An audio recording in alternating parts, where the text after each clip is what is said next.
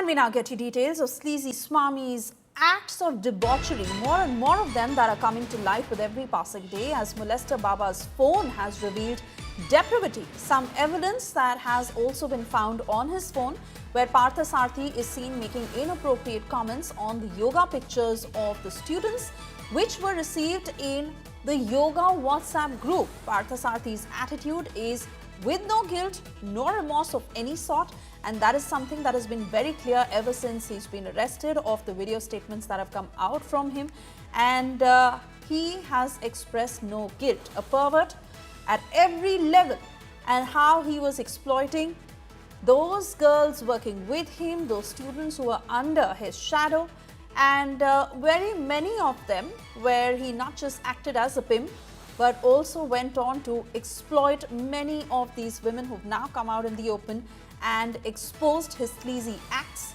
More and more acts of debauchery that have come to light, especially after his phone has been scanned, his WhatsApp messages, the WhatsApp groups that he was a part of, and details coming in of how this man was actually making some very sleazy and pervert comments on the women WhatsApp group where there were pictures of students doing yoga, but that is the pervert lens that he was seeing it from and rather expressing it in the open. Let me cut across to Arvind Ojha joining us on the broadcast with further details. Arvind, बाबा के वो सबको दिखाते थे पर actually जिस तरह से वो इन सभी लड़कियों को एक्सप्लॉइट कर रहे थे, यहाँ तक कि जो योगा कर रहे थे और ग्रुप पर जहाँ इतने सारे मेंबर्स थे वहां पर भी वो इस तरह के कमेंट्स पास करते थे। बिल्कुल, और वो जो चैट है वो एक्सेस किया इंडिया टुडे ने, जिसको हम दिखा भी नहीं सकते।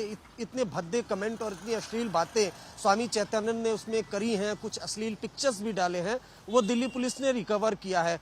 कल दिल्ली पुलिस ने इंस्टीट्यूट की 3 वुमेन को अरेस्ट किया है जो स्वामी चैतन्यानंद के इशारे पर काम करती थी, और तीनों वुमेन ने दिल्ली पुलिस के सामने एक्सेप्ट किया है कि वो स्वामी चैतन्यानंद के कहने पर जो फीमेल स्टूडेंट थी उन पर प्रेशर बनाती थी, उन पर अनुशासन के लिए तमाम तरह से प्रेशर बनाती थी, जिसके बाद जो फीमेल स्टूडेंट है वो स्वामी चैतन्यानंद के पास जाती थी। तीनों वुमेन ने ये भी खुलासा किया पूछताछ में कि जो स्वामी चैतन्यानंद कहता था उसके बाद जो फीमेल स्टूडेंट थी उनके चैट भी डिलीट करती थी। इसके अलावा दिल्ली पुलिस की टीम उत्तराखंड भी गई थी। उत्तराखंड के गेस्ट हाउस में सर्च किया और वहां पर लोगों से पूछताछ के बाद ये खुलासा हुआ कि इंस्टीट्यूट की फीमेल स्टूडेंट को लेकर स्वामी चैतन्यानंद वहां गेस्ट हाउस पर भी गया था। तो फिलहाल आज 5 दिन की जो पुलिस कस्टडी है वो स्वामी चैतन्यानंद की खत्म हो रही है और अब से कुछ देर बाद उसे पटियाला हाउस कोर्ट में प्रोड्यूस किया जाएगा। लेकिन मल्टीपल लड़कियों के साथ जो अश्लील चैट्स है स्वामी चैतन्यानंद की, वो दिल्ली पुलिस ने रिकवर किया है।